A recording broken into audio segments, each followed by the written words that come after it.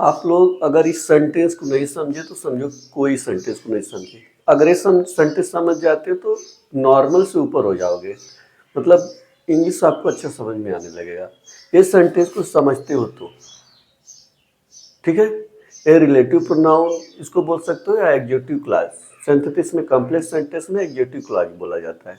ठीक है, अगर ये सेंटेंस समझ गए तो समझो अपने आप को इंग्लिश में एडवांस लेवल का समझना। वो आके देखते हैं इसको। ठीक है, कितना 3 सेंटेंस है। ओके, सब्जेक्ट वर्ब एग्रीमेंट यहाँ पे बोला है। बहुत ध्यान से मेरी बात को सुनना आप लोग। वन ऑफ द बॉयज, लड़कों में से एक, बहुत सारे लड़के हुए हैं उनमें से एक। ठीक, अब हु किसके लिए आया है? हु एडजेक्टिव क्लॉज है, इसको बोलते या रिलेटिव प्रोनाउन बोलो या एडजेक्टिव क्लॉज में एक सबऑर्डिनेट कंजक्शन बोलो। ठीक है, तो अब रिलेटिव प्रोनाउन इसको समझना इसको। ठीक, दोनों को मैं मिक्स करके समझाऊंगा। जो अगर 2 सेंटेंस को जोड़े ना, उसके पहले जो नाउन आता है उसको एंटीसेडेंट बोलते हैं, एंटीसेडेंट बोलते हैं, एंटीसेडेंट बोलते हैं। ठीक है, इसके पहले जो, और इसी के अनुसार जो वर्ब आता है, मेन वर्ब आता है, हेल्पिंग वर्ब आता है, जो भी आता है इस सब्जेक्ट के अनुसार आता है, इस एंटीसेडेंट के अनुसार आता है। ठीक, यही देखना है।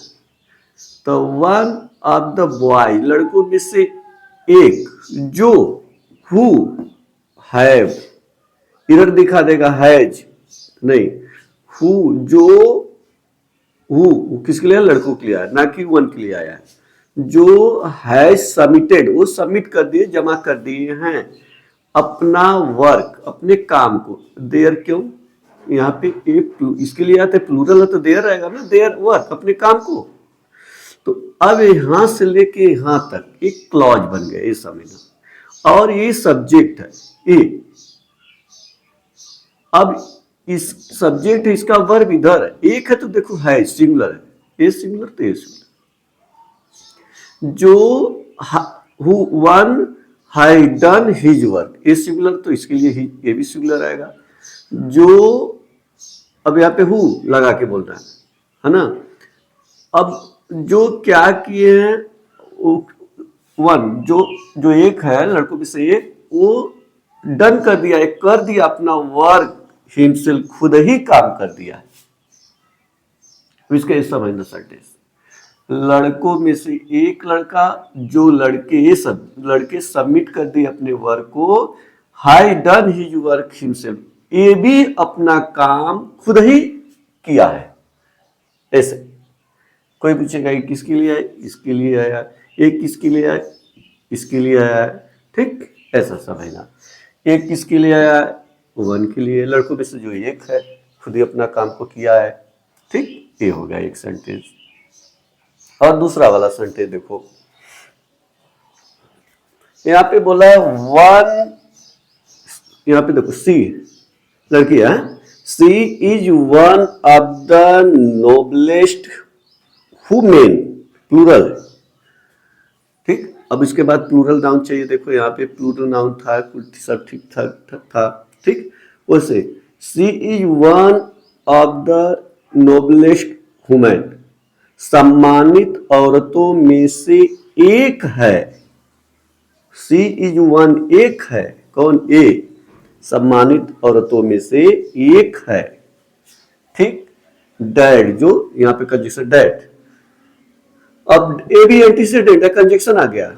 जो इसके लिए है, डैड किसके लिए? औरतें के लिए।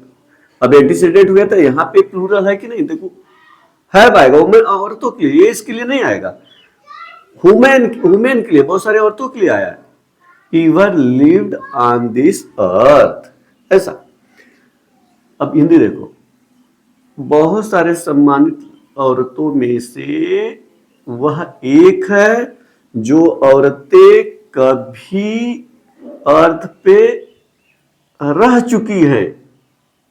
Have ever lived on the earth, ये औरतें जो कभी, सम्मानित औरतें तो थी, उनमें से सीज वन, वह भी एक, ऐसा समझो। ओके, उम्मीद कर रहा हूँ कि आप लोगों को समझ में आ रहा होगा। अगर नहीं समझ में आया तो कमेंट में करिए, मैं फिर से एक्सप्लेन करके वीडियो बनाऊंगा, समझा दूंगा आपको। कमेंट आप करिए बस। दूसरा वाला देखो, I am not one of those, उनमें से मैं एक नहीं हूं। I am not one of those, ये प्लूरल।